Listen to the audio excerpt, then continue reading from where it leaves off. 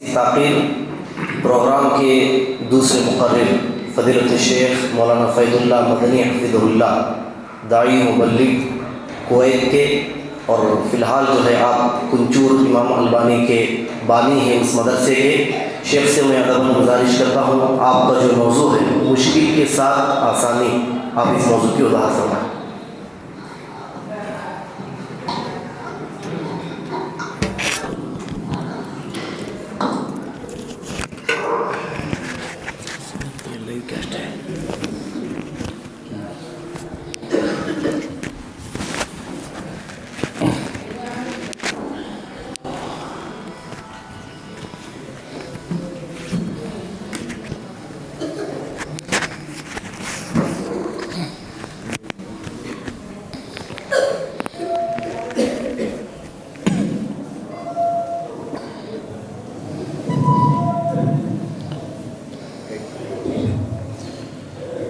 إن الحمد لله نحمده ونستعينه ونستغفره ونؤمن به ونتوكل عليه ونعوذ بالله من شرور أنفسنا وسيئات أعمالنا من يهده الله فلا مضل له ومن يضلل فلا هادي له وأشهد أن لا إله إلا الله وحده لا شريك له وأشهد أن محمدًا عبده ورسوله أرسله بالحق بشيرًا ونذيرًا أما بعد فإن أحسن الحديث كتاب الله وخير الهدي هدي محمد صلى الله عليه وسلم وشر الأمور محدثاتها وكل محدثة بدعة وكل بدعة ضلالة وكل ضلالة في النار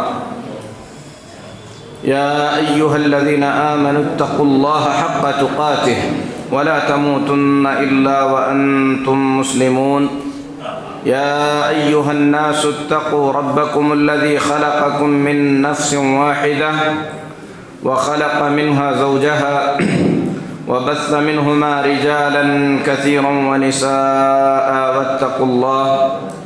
واتقوا الله الذي تساءلون به والأرحام إن الله كان عليكم رقيبا يا أيها الذين آمنوا اتقوا الله وقولوا قولا سديدا يصلح لكم أعمالكم ويغفر لكم ذنوبكم ومن يطع الله ورسوله فقد فاز فوزا عظيما أما بعد۔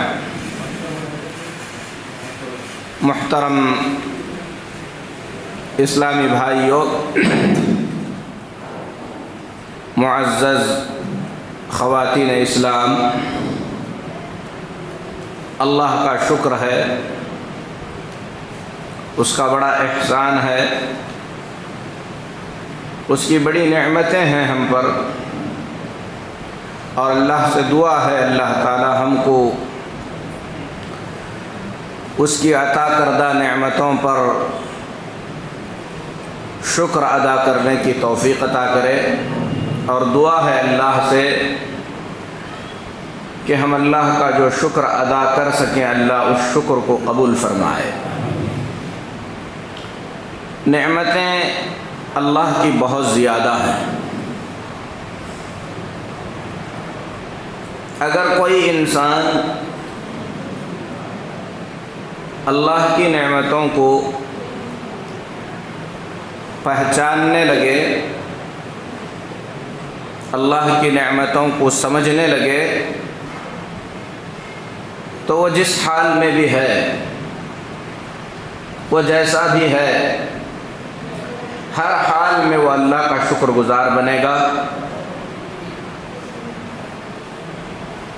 اس کی ہر حالت اسے اللہ کی نعمت نظر آئے گی۔ اگر وہ مصیبت اور پریشانی میں ہے تب بھی وہ سمجھے گا کہ اللہ اس پر رحم فرما رہا ہے، وہ مصیبت اور پریشانی کو بھی اللہ کی نعمت تصور کرنے لگے گا، کیونکہ اللہ غنی ہے۔ اللہ کیا ہے؟ غنی۔ اللہ کے ناموں میں سے ایک نام کیا ہے؟ الغنی الحمید۔ الغنی، الغنی کا مطلب ہے وہ ذات جو بالکل بے نیاز ہے. کیا معنی بے نیاز کے؟ یعنی جسے کوئی فائدہ نہیں پہنچا سکتا، جو کسی کا محتاج نہیں ہے. کوئی ایسا کام نہیں ہے یا کوئی ایسا شخص نہیں ہے، دنیا میں کوئی ایسی شخصیت نہیں ہے جو اللہ کو کچھ فائدہ پہنچا سکے. کوئی اللہ کو فائدہ پہنچا سکتا ہے؟ نہیں پہنچا سکتا. اگر اللہ تبارک و تعالی اس دنیا میں ہم کو کچھ پریشانیوں میں مبتلا کر رہا ہے تو ہم کو پریشان کر کے اللہ کو کیا فائدہ ہے؟ کوئی فائدہ نہیں ہے. اور اللہ رحمان اور رحیم ہے، رحم کرنے والا ہے اللہ. اس کے پاس اتنے خزانے ہیں جو کبھی ختم نہیں ہو سکتے. ما عندکم ینفد وما عند اللہ باق. جو تمہارے پاس ہے وہ ختم ہونے والا ہے، اور جو اللہ کے پاس ہے وہ ہمیشہ باقی رہنے والا ہے. تو اللہ رحم کرنے والا، اللہ کے پاس سب خزانے، اللہ ہر چیز پر قادر. اور اللہ فرماتا ہے میں اپنے بندوں میں سے کسی بندے پر ذرہ برابر بھی ظلم نہیں کرتا. اس کے بعد بھی اگر ہم کو پریشانی آتی ہے، مصیبت آتی ہے، تکلیف آتی ہے، اللہ کے چاہے بغیر آئے گی؟ نہیں آئے گی. رحم کرنے والا، کامل قدرت والا، خزانوں کا مالک اللہ، جس کے رحم و کرم کی کوئی مثال نہیں ہے، اگر دنیا میں ہم کو پریشانی میں مبتلا کر رہا ہے تو وہ مصیبت، وہ پریشانی، وہ تکلیف ہمارے بھلے کے لیے ہے، ہمارے اچھے کے لیے ہے، ہمارے خیر کے لیے ہے. پیارے نبی جناب محمد الرسول اللہ صلی اللہ علیہ وسلم فرماتے ہیں قیامت کے دن اللہ تبارک و تعالی مصیبت پر صبر کرنے والوں کو، پریشانی میں صبر کرنے والوں کو جب اجر بانٹے گا، ان کا اجر اللہ دے گا، تو وہ لوگ تمنا کریں گے، خواہش کریں گے کہ کاش ہمیں دنیا میں لوہے کی قینچیوں سے کوئی ٹکڑے ٹکڑے کر دیتا اور ہم صبر کرتے تو اور کتنا اجر ملتا. اسی لیے اللہ نے قرآن میں فرمایا انما یوفی الصابرون اجرہم بغیر حساب. صبر کرنے والوں کو اللہ بغیر حساب کے اجر عطا کرتا ہے. اتنا اجر عطا کرتا ہے جس کا کوئی حساب ہی نہیں. حساب کر ہی نہیں سکتے آپ اللہ کتنا دے رہا ہے. اور پیارے نبی جناب محمد الرسول اللہ صلی اللہ علیہ وسلم فرماتے ہیں اللہ تبارک و تعالی اپنے مومن بندوں میں سے کسی بندے کو جنت کا ایک اعلیٰ مقام دینا چاہتا ہے. کیا دینا چاہتا ہے؟ جنت کا ایک بڑا مقام، اونچا مقام دینا چاہتا ہے، لیکن اس کے اعمال اتنے نہیں ہوتے جن کی بنیاد پر جنت کے اس اعلیٰ درجے تک وہ پہنچ سکے. تو اللہ کیا کرتا ہے؟ اسے دنیا میں پریشانی میں مبتلا کرتا ہے، پھر اسے صبر کی توفیق دیتا ہے. صبر کرنے سے وہ اس مقام کو پہنچنے کے لائق ہو جاتا ہے، اللہ اسے اس مقام کو پہنچاتا ہے. تو میں کہنا یہ چاہتا ہوں اس پوری بات سے، اللہ ہمیں روزی دے رہا ہے، نعمت ہے، پانی دے رہا ہے، نعمت ہے، اچھی ہوا دے رہا ہے، نعمت ہے، لیکن بیمار کر رہا ہے تو وہ بھی کیا ہے؟ نعمت ہے. اسے سمجھنے کی ضرورت ہے. اگر ہماری اولاد کو ہماری آنکھوں کے سامنے اللہ چھین رہا ہے تو یہ بھی کیا ہے؟ نعمت ہے. اگر سمجھیں تو بڑی نعمت ہے. اللہ اگر ہمارا مالی نقصان کرتا ہے، اللہ تعالیٰ دنیا میں پریشان کرتا ہے، تو یہ مصیبت، یہ پریشانی، یہ تکلیف مومن کے لیے، صرف مومن کے لیے، دوسرے کے لیے نہیں ہے. پیارے نبی جناب محمد الرسول اللہ صلی اللہ علیہ وسلم فرماتے ہیں عجبا لامر المؤمن. ارے مومن کا کیا کہنا ہے، مومن کی بات ہی بڑی نرالی ہے. پیارے نبی صلی اللہ علیہ وسلم کیا کر رہے ہیں؟ مومن کی زندگی پر تعجب کر رہے ہیں کہ مومن، اس کی بات ہی عجیب ہے. اگر اللہ نعمت سے نوازتا ہے، وہ اللہ کا شکر ادا کرتا ہے، نعمت پا کر، نعمت کے مزے لے کر، شکر ادا کرنے کی وجہ سے اللہ کی بڑی عبادت کر کے اجر کا مستحق بن جاتا ہے. نعمت بھی ملی، مزے بھی ملے، اور ساتھ ہی ساتھ کیا ہوا؟ اجر بھی ملا، ثواب بھی ملا. کہاں تک ملتا ہے ثواب معلوم ہے آپ کو؟ پیارے نبی جناب محمد الرسول اللہ صلی اللہ علیہ وسلم نے فرمایا کہ آدمی اگر اپنی بیوی سے ہم بستری کرتا ہے تو اس پر بھی اللہ اسے کیا کرتا ہے؟ اجر عطا کرتا ہے، ثواب دیتا ہے. صحابہ کو تعجب ہوا، کہنے لگے یأتینا احد شہوتہ فیؤجر.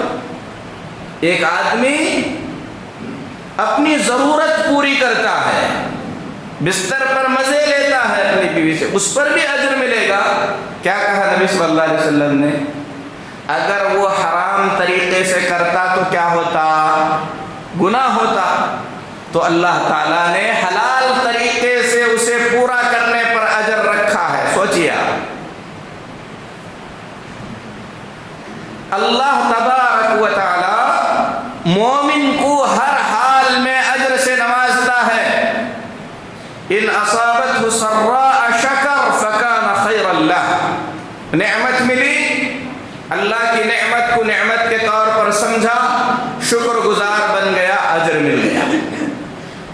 وَإِنْ أَصَابَتْهُ ضَرَّاءَ صَبَرَ. اگر مصیبت آئی، پریشانی آئی، تکلیف آئی، سوچا اللہ کی طرف سے ہے، کیوں شکوہ کروں، کیوں شکایت کروں، کیوں روؤں، کیوں کپڑے پھاڑوں؟ اللہ نے بھیجا، الحمدللہ. صبر کرتا ہے تو اللہ اسے اجر عطا کرتا ہے. تو مصیبت، پریشانی، تکلیف یہ انسان کے مقدر میں ہے. قرآن مجید میں اللہ تعالیٰ نے فرمایا لَقَدْ خَلَقْنَا الْإِنسَانَ فِي كَبَدٍ. ہم نے انسان کو مصیبتوں کے ساتھ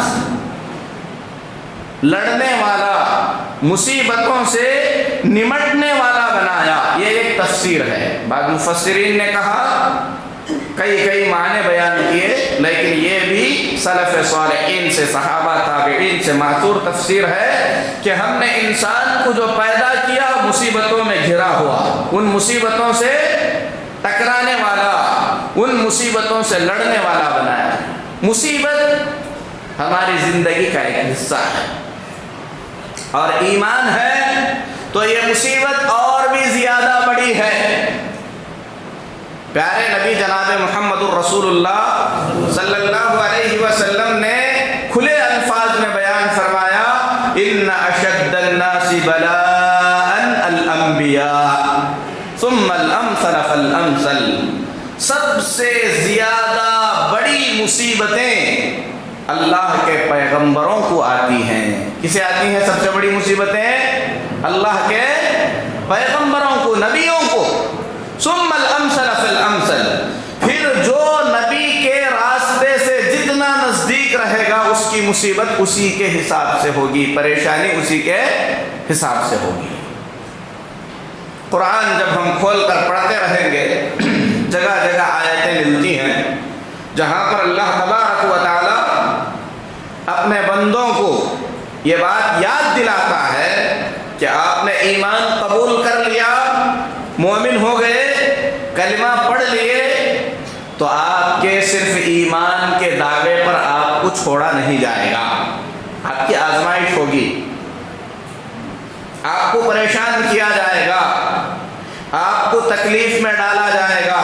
قرآن میں اللہ فرماتا ہے الف لام میم احسب الناس ان يتركوا ان يقولوا آمنا وهم لا يفتنون ولقد فتنا الذين من قبلهم وليعلمن الله الذين صدقوا وليعلمن الكاذبين۔ الف لام میم، کیا لوگ یہ سمجھتے ہیں کہ انہوں نے کہہ دیا ہم ایمان والے ہو گئے تو ہم ان کو ان کے کہنے کے مطابق مان لیں گے، ایسے ہی چھوڑ دیں گے، ہم ان کو نہیں آزمائیں گے؟ ایسا نہیں ہے۔ وَلَقَدْ فَتَنَّا الَّذِينَ مِن قَبْلِهِمْ، ان سے پہلے والوں کو بھی ہم نے آزمایا ہے، ان کو بھی آزمائیں گے۔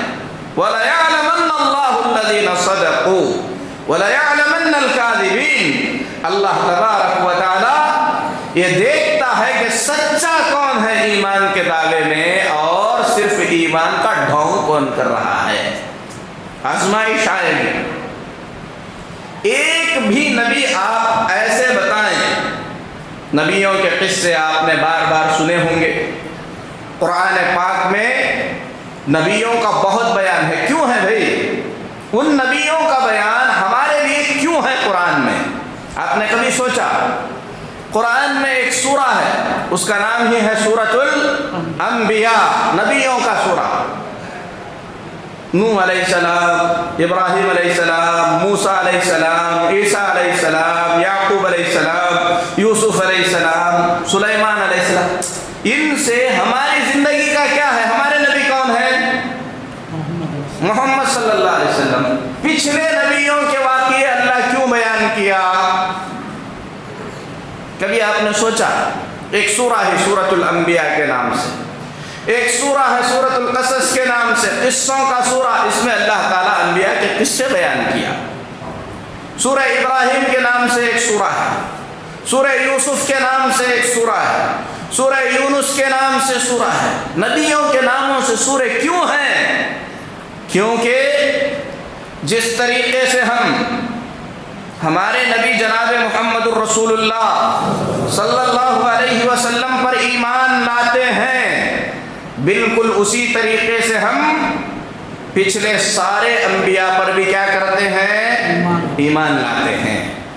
لیکن پچھلے نبیوں کی جو تعلیمات تھیں، پچھلے نبیوں کی جو شریعت تھی، وہ شریعت ہمارے لیے اب حجت نہیں ہے، عمل کے لائق نہیں ہے۔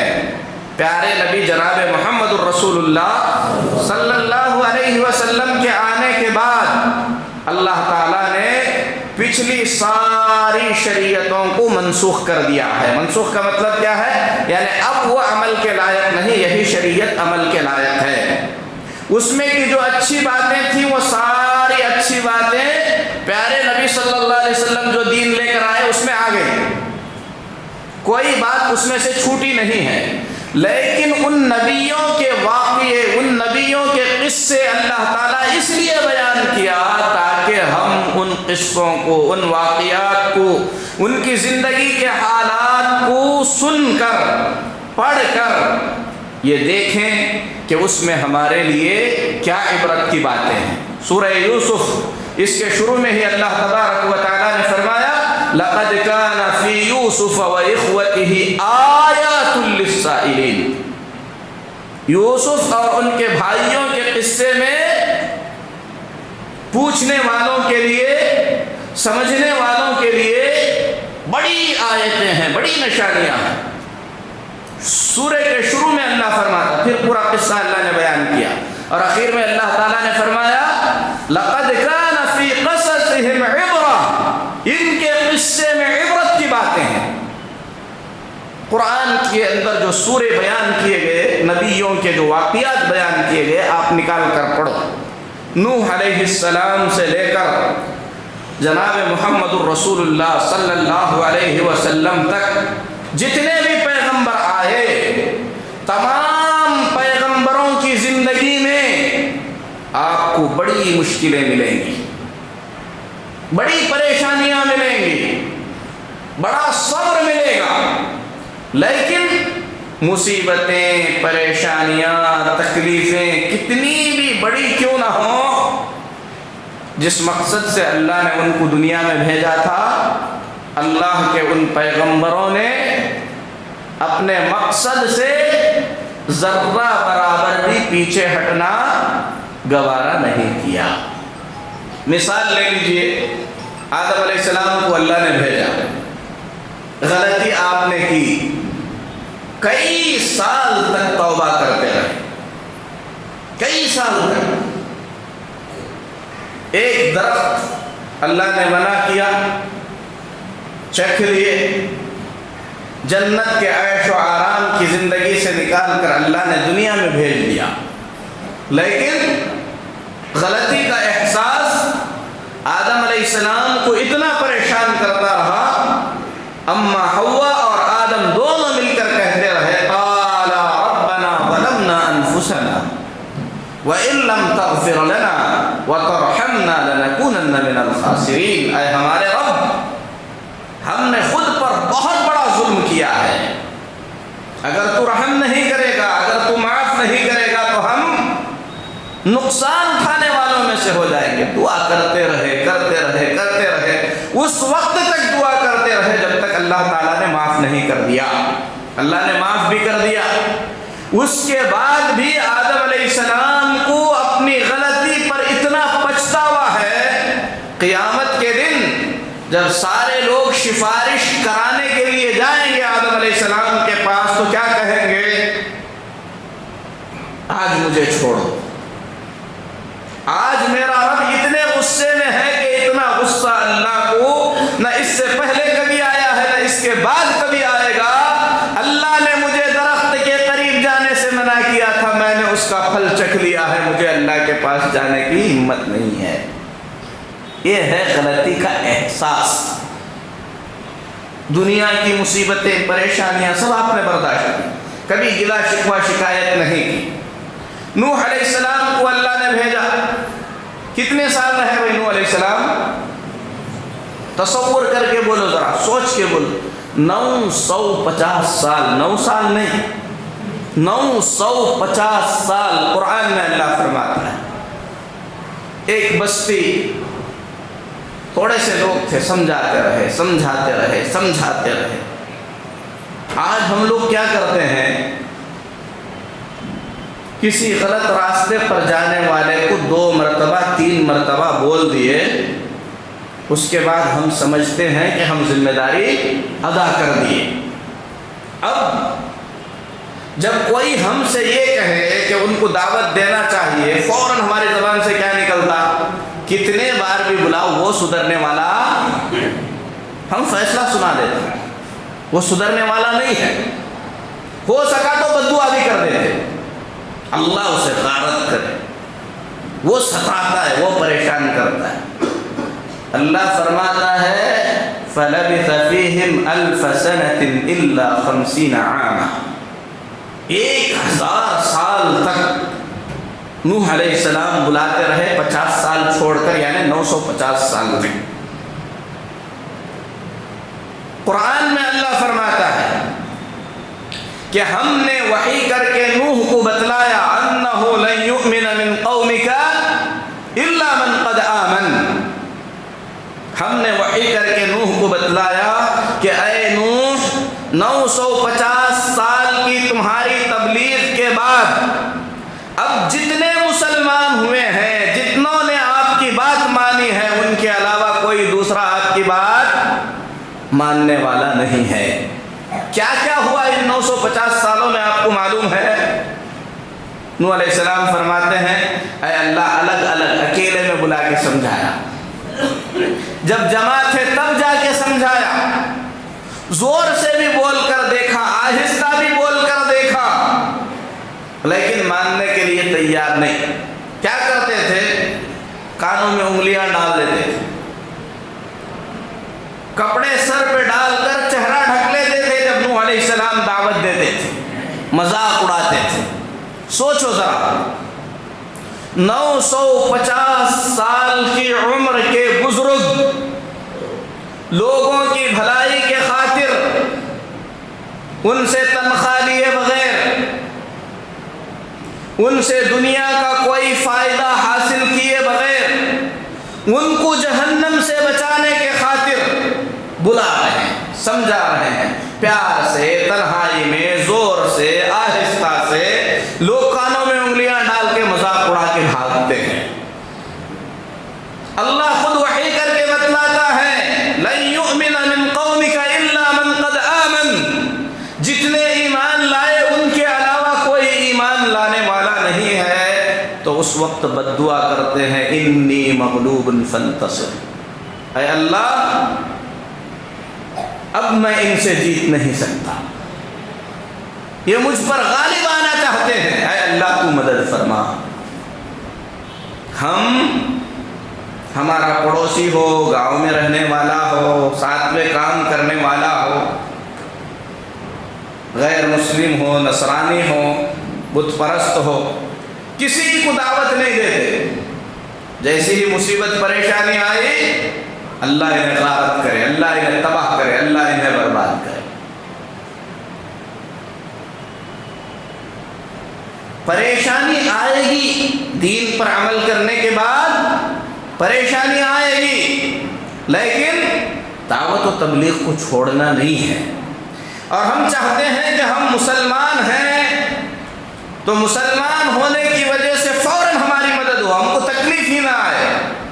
کتنے ایسے لوگ ہیں جن کی زبان سے ہم نے سنا بھی، کہتے ہیں شکوہ کرتے ہوئے، اللہ سے شکایت کرتے ہوئے، وہ تو وہ ہیں، مسجد توڑ دیے، مندر بنا دیے، بت کی عبادت کرتے، اللہ ان کو کیوں ڈھیل دیتا ہے، اللہ ہم کو کیوں پریشان کرتا ہے؟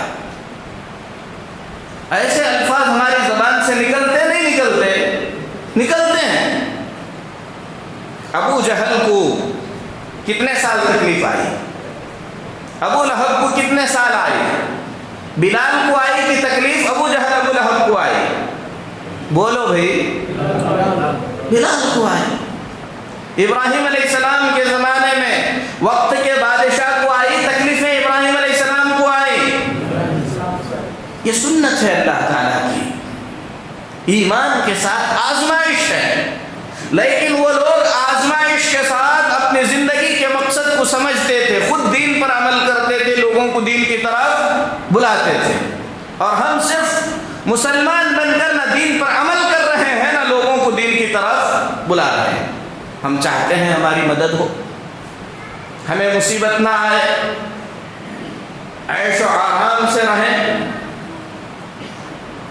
یہی خواہش، ایسی ہی سوچ مکہ کے مشرکین کی تھی۔ جب اللہ کے نبی صلی اللہ علیہ وسلم اللہ کے دین کی تبلیغ کرتے تھے تو مشرکین کیا کہتے تھے؟ اس کے ساتھ فرشتہ کیوں نہیں آیا جو اس کی حفاظت کرتا اور لوگوں کو ڈراتا؟ لوگ کہتے تھے بھائی یہ نبی ہے، اللہ بھیجا ہے، ایسے گھر میں رہتا ہے، اس کا سونے کا گھر کیوں نہیں ہے؟ سونے چاندی سے بنا ہوا گھر ہونا چاہیے۔ ہم بھی یہی نہ سوچتے ہیں، ایمان والے ہیں، مصیبت نہیں آنی چاہیے، تکلیف نہیں آنی چاہیے، اللہ ہمارا ہے اور پریشانی ہم کو، وہ لوگ عیش و آرام میں ہیں۔ یہ سوچ بدلنے کی ضرورت ہے، کیونکہ یہ ہمارے لیے یہ دنیا کیا ہے؟ پیارے نبی صلی اللہ علیہ وسلم نے فرمایا الدنیا سجن المؤمن، دنیا مومن کے لیے قید خانہ ہے۔ قید خانے میں کیا ملے گا؟ 5 اسٹار کی سہولتیں ملیں گی، ہم کو ملی ہیں، ہمارے ایمان کا جائزہ لینے کی ضرورت ہے۔ تو بہرحال مصیبتیں آتی ہیں، پریشانیاں آتی ہیں، لیکن مصیبت اور پریشانی آپ اگر غور کریں گے انبیاء کی زندگی میں، مصیبت، پریشانی، تکلیف مومن کے ساتھ رہے گی، لیکن اللہ نے قرآن میں فرمایا وَالْعَاقِبَةُ لِلْمُتَّقِينَ وَالْعَاقِبَةُ لِلتَّقْوَى، جو اچھا انجام ہوتا ہے وہ انجام متقیوں کا ہوتا ہے، پرہیزگاروں کا ہوتا ہے۔ دیکھیے ابراہیم علیہ السلام ابو الانبیاء ہیں، کتنی پریشانیاں آئیں زندگی میں، گھر سے نکالے گئے، آگ میں ڈالے گئے، آگ جلا دی گئی، پھینک دیے گئے آگ میں۔ اس وقت تک بھی ابراہیم علیہ السلام کو یہ معلوم نہیں ہے کہ اللہ ان کے ساتھ کیا کرنے والا ہے۔ غور کیا آپ نے کبھی؟ جب آگ میں ڈالے گئے اللہ تعالیٰ نے فرمایا یا نار کونی بردا وسلاما، اے آگ ٹھنڈی اور سلامتی والی ہو جا۔ آزماتا ہے اللہ، کب تک آزماتا ہے؟ آخری وقت تک آزماتا ہے اللہ، آخری وقت تک آزماتا ہے۔ بیٹے کو ذبح کرنے کا حکم دیا، بیٹے کو ذبح کرنے کا حکم ابراہیم علیہ السلام نے سنایا، بیٹے نے حکم بھی مان لیا۔ اب مان لیے بول کے چھوڑ دیا اللہ تعالیٰ؟ نہیں چھوڑا۔ کب تک نہیں چھوڑا؟ فلما اسلما وتلہ للجبین، لے جا کر لٹا بھی دیے، اب پورا کرنے ہی والے ہیں۔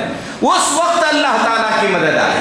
اللہ آزماتا ہے، آخری وقت تک آزماتا ہے، یہ سمجھنے کی ضرورت ہے۔ ہاجر کو لے جا کر ابراہیم علیہ السلام نے مکہ کی وادی میں چھوڑ دیا، بچے کے ساتھ چھوڑ کر واپس چلے گئے۔ پیاس سے پریشان ہو گئی عورت، بچہ دودھ کے لیے بلکنے لگا۔ بخاری شریف میں پیارے نبی جناب محمد الرسول اللہ صلی اللہ علیہ وسلم فرماتے ہیں اسماعیل کی ماں سے بچے کا تڑپنا دیکھا نہ گیا۔ جب بچہ تڑپ رہا تھا، ماں ہوتی ہے، بھوک سے پیاس سے بچہ تڑپ رہا ہے، ماں سے برداشت نہ ہوا، وہاں سے چھوڑ کر پہاڑ پر چڑھ گئی۔ اس وقت تک آزماتا ہے اللہ، کوشش بھی کرنے کو کہتا ہے اللہ تعالیٰ۔ پہاڑ پر چڑھ کر دور دور تک تلاشنے لگی، کہیں کچھ مل جائے، ادھر سے ادھر بھاگنے لگی۔ آخری وقت جب ایسے لگتا تھا جان نکل جائے گی، اس وقت اللہ نے پانی کا انتظام کیا۔ اللہ کی آزمائش کڑی ہوتی ہے، لیکن اللہ تبارک و تعالی اپنے مومن بندوں کو کبھی بے یار و مددگار نہیں چھوڑتا۔ اللہ مدد کرتا ہے، اللہ قدرت والا ہے۔ ہم اللہ کو سمجھیں، اللہ کی قدرت کو سمجھیں، اللہ کے خزانوں کو سمجھیں، اللہ کے علم کو سمجھیں، اللہ کی حکمت کو سمجھیں۔ اللہ تعالیٰ نے آخری وقت تک آزمایا، آخری وقت میں اللہ نے مدد کی۔ موسیٰ علیہ السلام کیسے کیسے دور سے گزرے، غور کرو پورے قصے میں۔ موسیٰ علیہ السلام پیدا ہوئے، جان کا خطرہ، ماں کو اللہ نے وحی کر کے بتلا دیا القیہ فی الیم ولا تخافی ولا تحزنی انا رادوہ الیک وجاعلوہ من المرسلین۔ ہمارا حکم ہے بچے کو دریا میں بہا دو۔ ایمان چاہیے، سوچیں ذرا، ایک ماں جسے اللہ کا حکم ملے بچے کو پانی میں بہا دو صندوق میں رکھ کر، کیا کرے گی؟ ایمان والی نے اللہ کے حکم کو پورا کیا، اللہ نے حفاظت بھی کی، پرورش کا بندوبست بھی کیا۔ جوانی کی دہلیز پر پہنچ گئے، واقعہ گزرا، پورے واقعات تفصیل سے بیان کرنے کا وقت نہیں ہے۔ قرآن میں اللہ فرماتا ہے ایسا وقت آیا موسیٰ علیہ السلام کو فخرج منها خائفا يترقب، اپنی ہی بستی سے موسیٰ علیہ السلام ڈرتے ہوئے، چھپتے ہوئے، ہوشیاری کے ساتھ اپنے آپ کو بچاتے ہوئے چلے گئے۔ اللہ آزماتا ہے پیغمبروں۔ ایک بھی نبی بتاؤ جن نبیوں کے قصے واقعات اللہ اور اس کے رسول صلی اللہ علیہ وسلم نے ہم کو بتلائے ہیں، جن کی قوم نے ان کی دعوت کو فوراً قبول کر لیا ہو یا ان کو پریشان نہ کیا ہو یا ان کی بات مان لی ہو. اور ہم چاہتے ہیں کہ ہم مسلمان گھر میں پیدا ہو کر نماز پڑھتے ہیں، اسی لیے ہم پر پریشانی نہ آئے. ایمان اتنی سستی چیز نہیں ہے. ایمان کے ساتھ ابتلا ہے، آزمائش ہے، مصیبت ہے، پریشانی ہے. کیونکہ ایک مومن قدرت والے، رحم کرنے والے، خزانوں کے مالک، ارحم الراحمین، حکمت والے اللہ پر ایمان رکھتا ہے. اسے یقین ہے کہ میرے ساتھ جو کچھ بھی ہو رہا ہے وہ اللہ کو معلوم ہے، وہ رحم کرنے والا ہے. میں اس سے اگر سچی محبت کرتا ہوں تو وہ بھی مجھ سے محبت کرتا ہے، اور اللہ اگر مجھ سے محبت کرتا ہے تو وہ مجھے پریشانی میں ڈالے گا تو کیوں ڈالے گا؟ بغیر حکمت کے ایسے ہو ہی نہیں سکتا. اللہ نے آزمایا، سب کو آزمایا.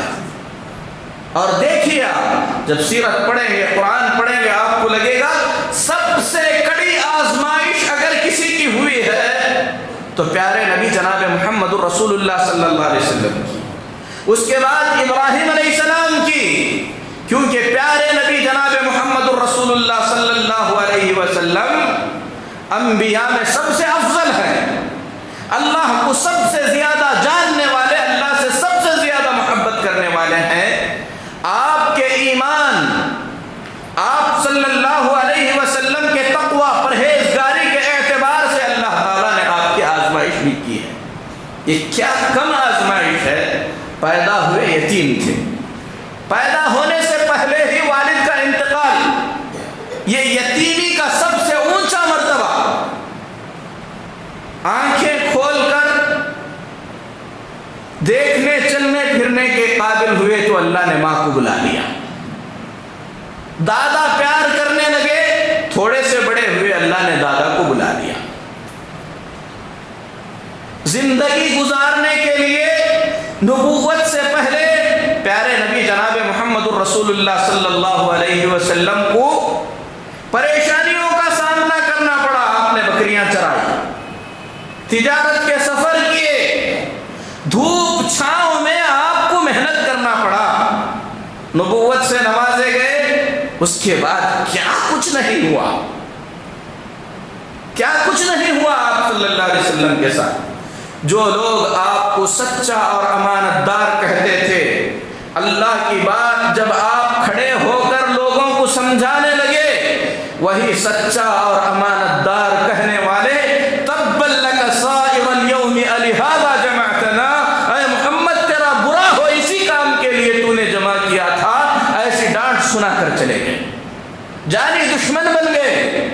جو لوگ آپ کی بات مان کر مسلمان ہو گئے، آپ کی آنکھوں کے سامنے ان کو اتنا پریشان کیا، اتنا پریشان کیا کہ پیارے نبی جناب محمد الرسول اللہ صلی اللہ علیہ وسلم کی اس وقت جو حالت تھی وہ آپ کے ان الفاظ سے بیان ہوتی ہے. آپ فرمایا کرتے تھے دیکھ کر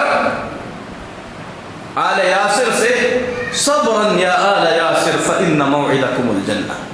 اے یاسر کے گھر والوں، جو مصیبت آ رہی ہے اس پر صبر سے کام لینا. یعنی میں بھی تمہاری اب فی الحال کچھ مدد نہیں کر سکتا، میں تم کو اس کے بدلے میں جنت کا وعدہ کرتا. سوچئے ذرا، صرف بات ماننے کے جرم میں ان پر جان نچھاور کرنے والوں کو انگاروں پر لٹایا جاتا ہے. آپ کے پاس خبریں پہنچتی ہیں، جان سے مار دیا جاتا ہے، عورتوں تک کو بخشا نہیں جاتا. اور اللہ کے نبی صلی اللہ علیہ وسلم سب کچھ برداشت کرتے ہیں. مصیبت نہیں ہے، پریشانی نہیں ہے. اگر آپ کو پریشان کیا جائے تو یہ پریشانی آپ برداشت کر بھی سکتے ہیں، لیکن آپ کے چاہنے والوں کو اگر ستایا جائے تو آپ کی تکلیف مزید بڑھ جاتی ہے. بلال ساتھی بن گئے، گلے میں رسیاں ڈال کر گھسیٹا گیا.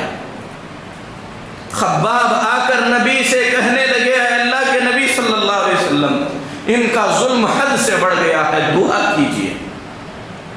آپ نے کہا تم سے پہلے والوں کو اس سے بھی زیادہ ستایا جاتا تھا، تم جلدی کرتے ہو۔ کہاں تک پہنچی پریشانی؟ مکہ تنگ کر دیا گیا۔ چاچا ساتھ دیتے تھے، جب نبوت کے 10ویں سال سب سے زیادہ ساتھ کی ضرورت پڑی، اس وقت اللہ تعالیٰ نے آپ کے چاچا ابو طالب کو بھی موت دے دیا اور پریشان ہو گئے۔ گھر میں سہارا دینے والی، مال لٹانے والی، محبت کرنے والی، پریشان ہو کر آنے کے بعد دلاسا دینے والی بیوی کو بھی اللہ تعالیٰ نے اسی سال اپنے پاس بلا لیا۔ مکہ میں لوگوں کے سامنے دعوت و تبلیغ کے نام پر بات کرنا، زبان کھولنا آپ کے لیے مشکل کر دیا گیا۔ اتنی مشکل ہو گئی، مجبور ہو کر پیارے نبی جناب محمد الرسول اللہ صلی اللہ علیہ وسلم کو پیدل چل کر طائف جانا پڑا۔ اتنا لمبا سفر پہاڑوں میں سے چل کر طائف پر پہنچے۔ اس وقت کے زمانے میں پیروں میں چھالے پڑ گئے۔ جا کر جن لوگوں کے سامنے آپ نے بات رکھی انہوں نے ماننے سے انکار کیا۔ کم مصیبت ہے، صرف انکار ہی نہیں کیا، بدمعاشوں کو پیچھے لگا دیا گیا۔ بے ہوش ہو کر آپ گر گئے۔ ہوش آنے کے بعد جائیں تو کہاں جائیں؟ مکہ والے جانی دشمن بن چکے ہیں۔ مکہ میں داخل ہونا آپ کے لیے مشکل ہو گیا ہے۔ طائف سے بھی آپ صلی اللہ علیہ وسلم پریشان ہو کر لوٹے۔ کیا کیا آپ نے؟ اس وقت آ کر بیٹھ گئے قرن الثعالب کے پاس، سوچنے لگے کیسے جائیں مکہ میں؟ کوئی حملہ کر سکتا ہے، پریشان کر سکتا ہے۔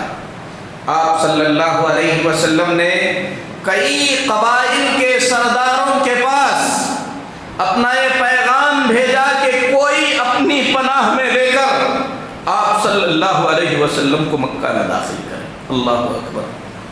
کتنی آزمائش! اللہ آپ کے ساتھ ہے۔ جبرائیل آپ کے پاس آتے ہیں۔ جبرائیل کو آپ صلی اللہ علیہ وسلم نے ان کی اصلی شکل میں اس سے پہلے دیکھا بھی۔ اتنے بڑے فرشتے پوری زمین کو اٹھا کر الٹ سکتے ہیں، لیکن اس وقت جو آپ کی حالت تھی، آپ صلی اللہ علیہ وسلم نے اللہ نے جو مصیبتیں، جو پریشانیاں، جو تکلیفیں آپ کو دی، اس پر صبر کرتے رہے، راستہ تلاشتے رہے۔ حضرت جابر بن عبداللہ رضی اللہ تعالیٰ عنہ فرماتے ہیں 10 سال تک پیارے نبی صلی اللہ علیہ وسلم حج کے موسم میں پورے جزیرہ عرب سے الگ الگ قبیلے آتے تھے، ایک ایک قبیلے کے پاس جا کر اللہ کے نبی صلی اللہ علیہ وسلم فرماتے تھے من یأوینی من ینصرنی حتی ابلغ رسالت ربی، کوئی ہے جو میری مدد کے لیے تیار ہے، کوئی ہے جو مجھے پناہ دے سکتا ہے تاکہ میں اللہ کا پیغام اللہ کے بندوں تک پہنچا دوں۔ مکہ والوں نے میرے لیے راستہ بند کر دیا ہے، اگر کوئی میرے مدد کے لیے تیار ہو جائے تو میں اس کو جنت کا وعدہ کروں گا۔ کوئی ساتھ دینے کے لیے تیار نہیں ہے۔ کتنے سال؟ 10 سال برابر کوشش کرتے رہے۔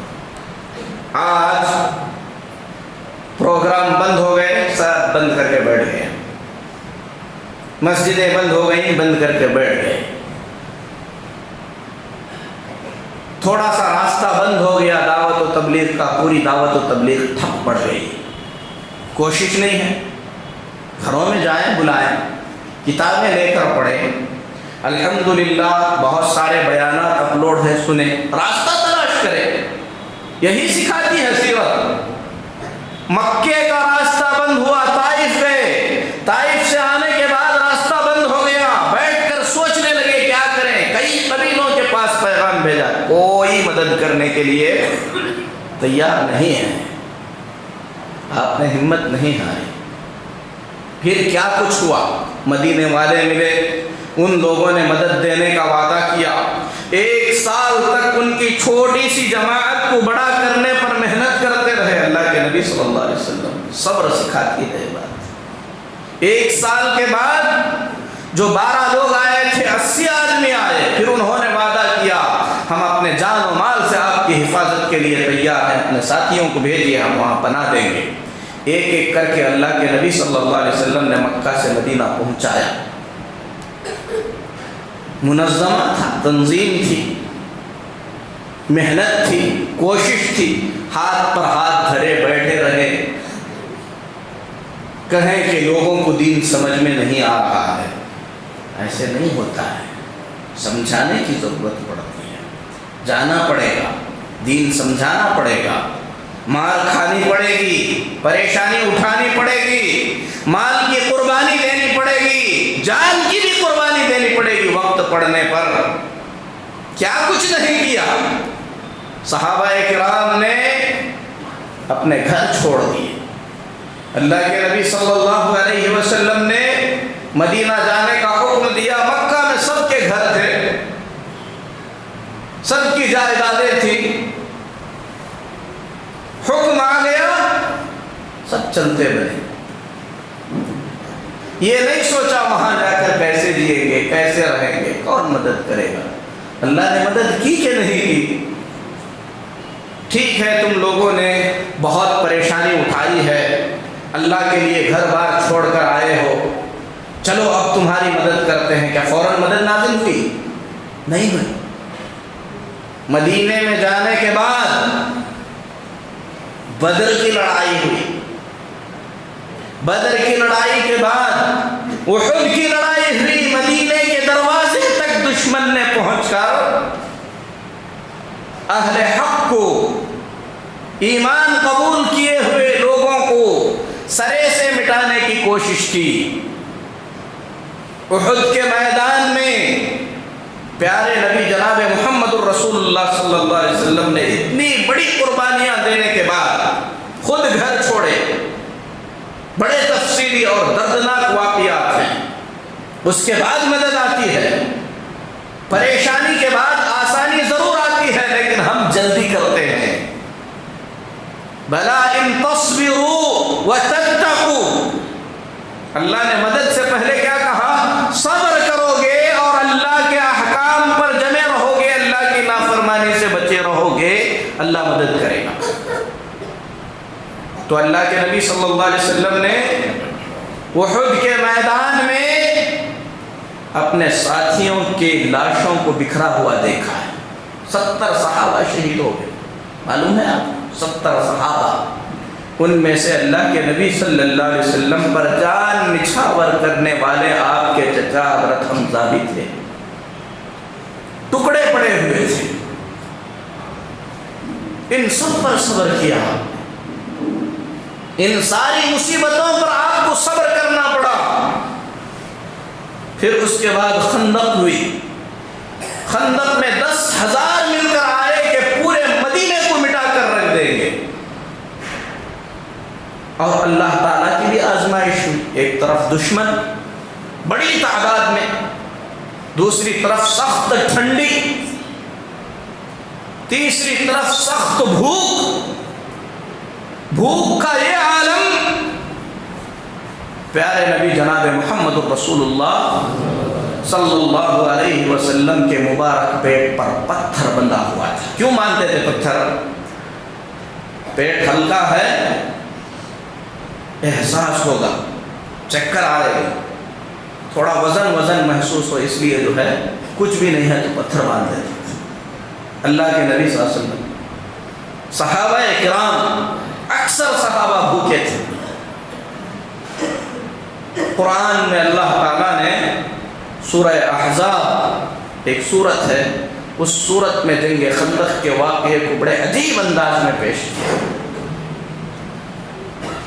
ایک طرف ہمت پست کرنے والوں کی آوازیں, جیسے آج مسلمانوں میں کچھ ناسمجھ لوگ ہیں, بہت وہ ہو رہا ہے, یہ ہو رہا ہے, پریشان کرنا, چپ. اسی طریقے سے یہودیوں نے پریشان کرنے کی کوشش.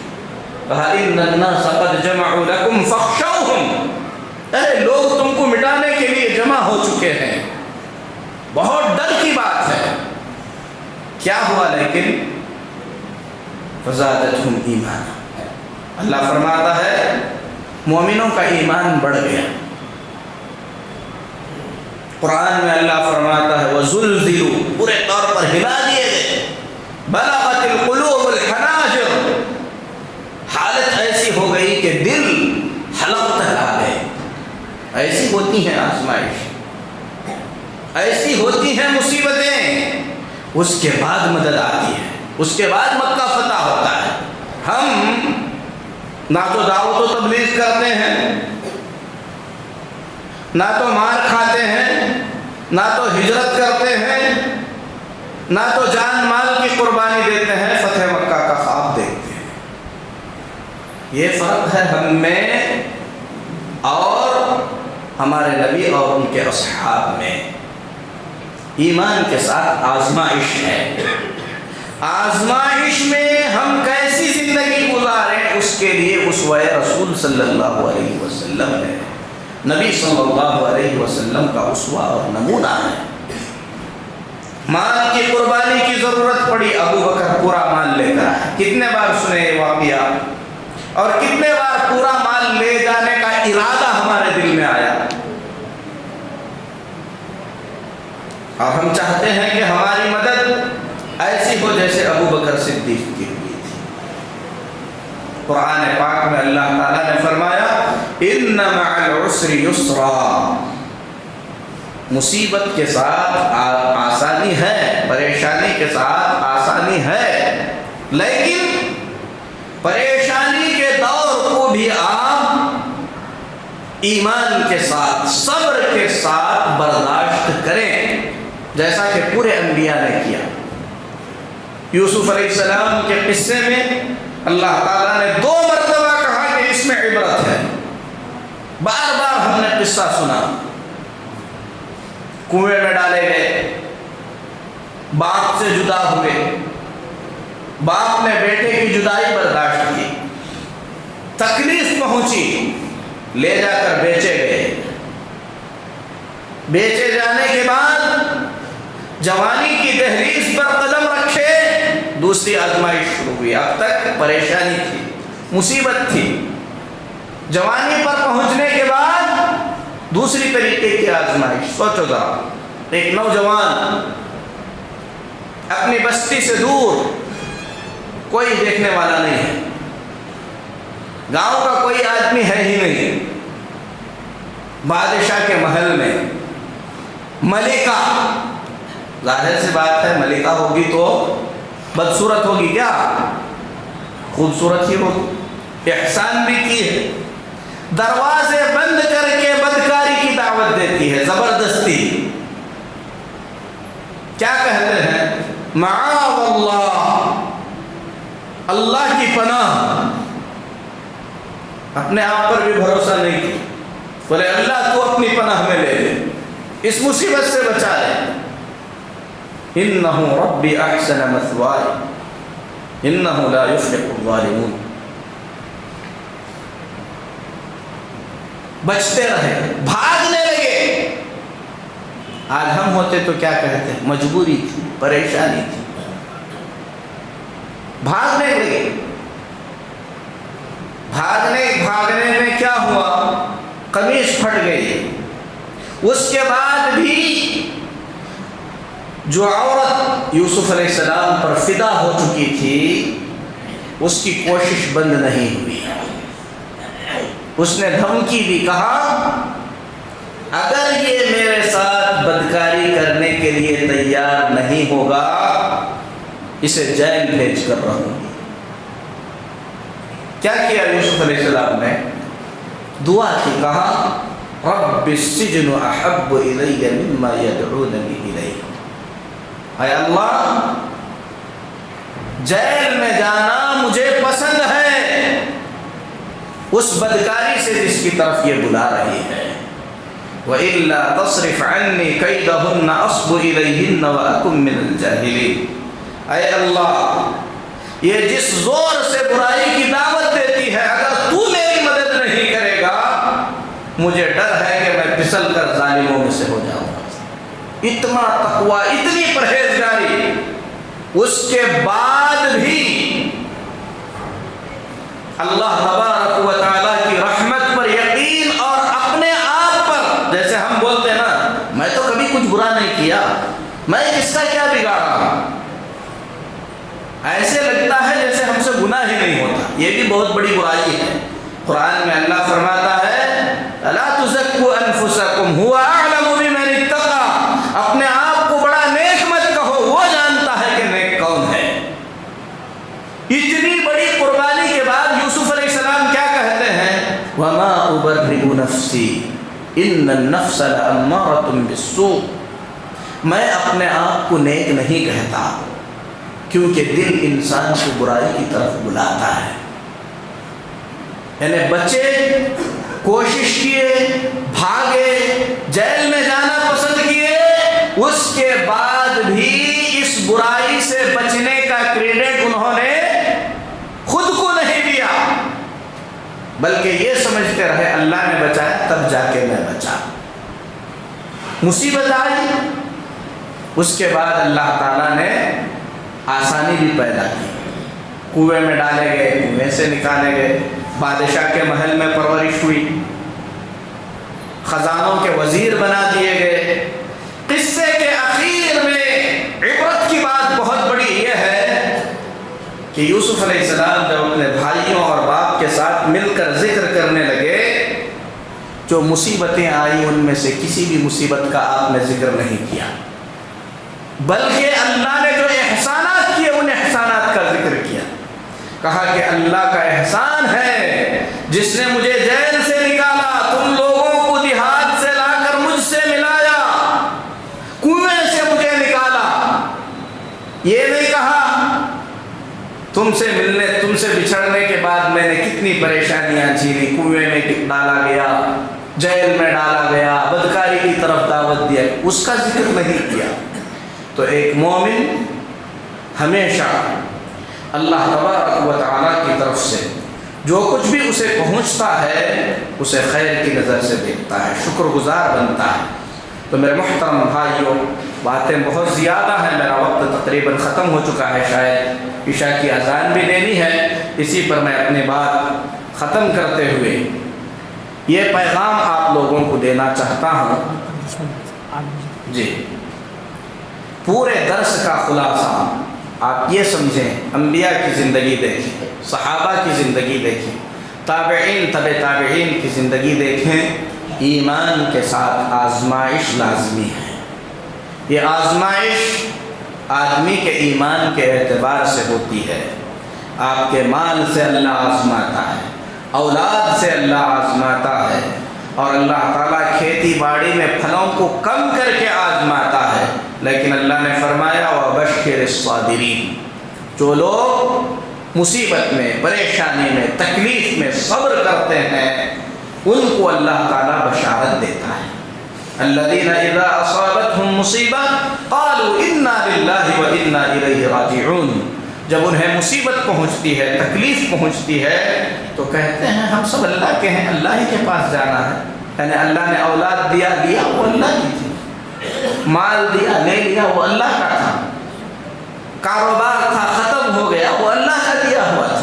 صبر، اگر مصیبت آتی ہے چلی جاتی ہے، مصیبت کے آ کر چلے جانے کے بعد ایک مومن اس مصیبت پر صبر کر کے جو اجر حاصل کرتا ہے وہ بہت عظیم چیز ہے، بہت بڑی چیز ہے۔ اسی لیے اگر مصیبت ہمارے دین سے متعلق نہیں ہے،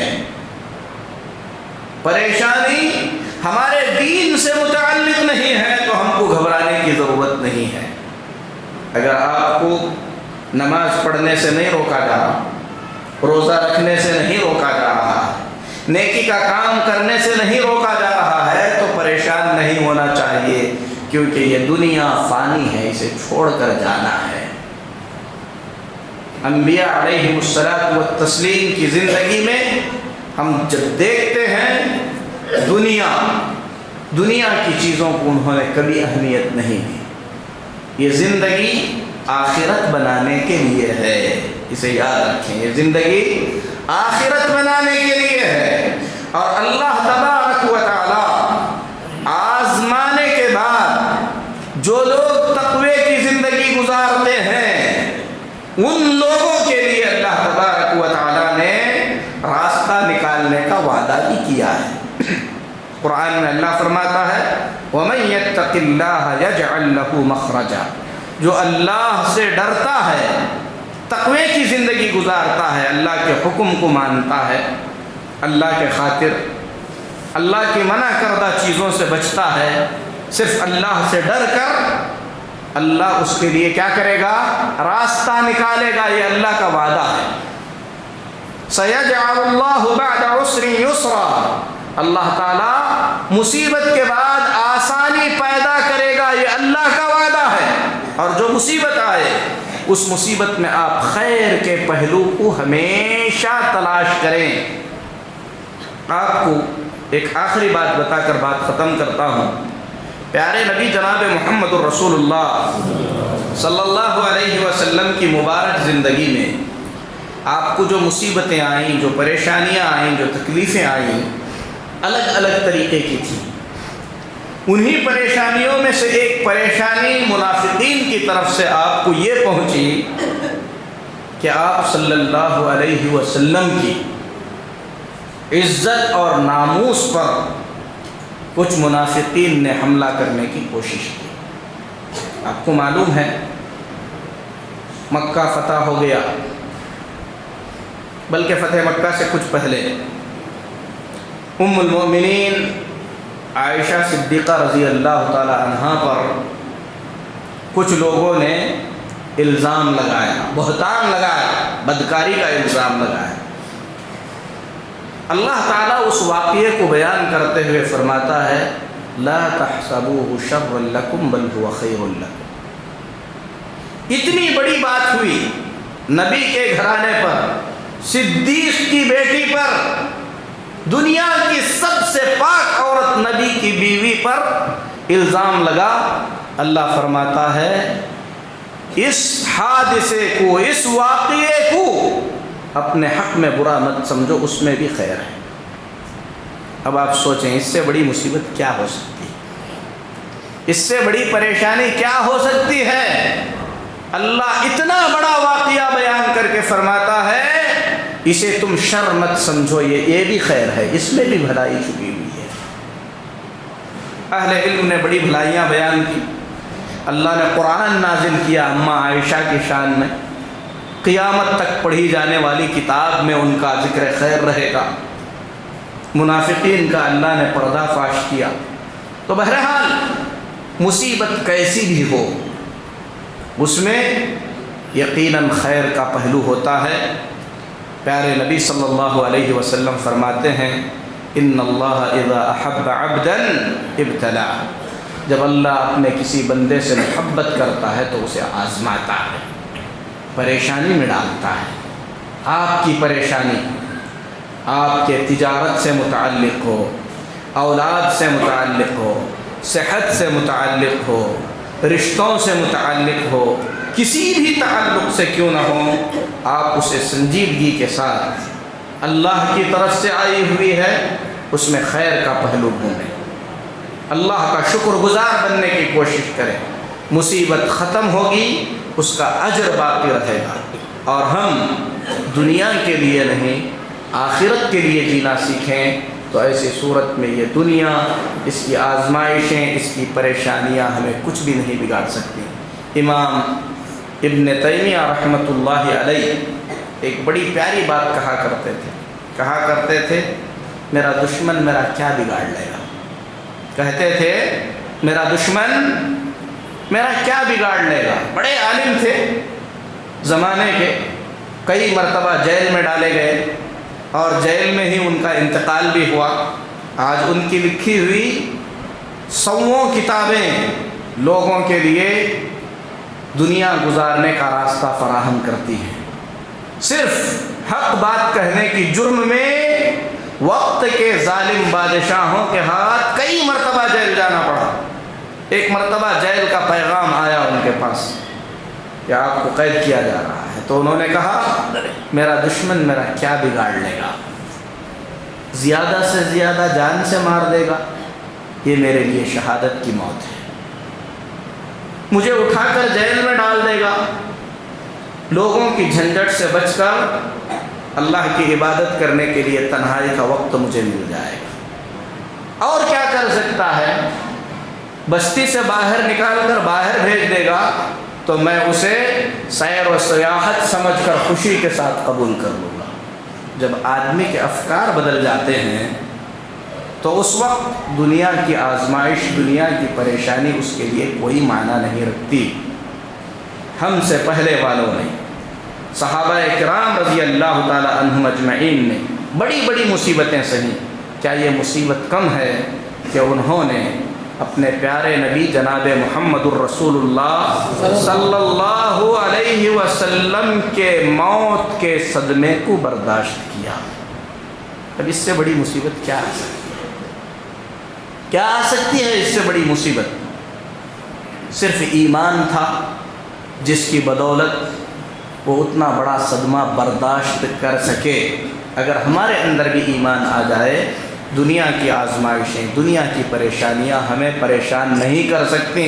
اللہ سے دعا ہے اللہ ہمیں صبر دے، ایمان کی زندگی عطا کرے، اللہ مصائب میں پریشان ہونے کے بجائے صبر سے کام لینے کی توفیق دے، اللہ ہمارے ایمان کو تازہ کرے، اللہ کی ذات کو جس طریقے سے سمجھنا چاہیے اس طریقے سے سمجھنے کی اللہ توفیق دے۔ آمین۔ وصلی اللہ علی نبینا محمد وعلی آلہ وصحبہ اجمعین۔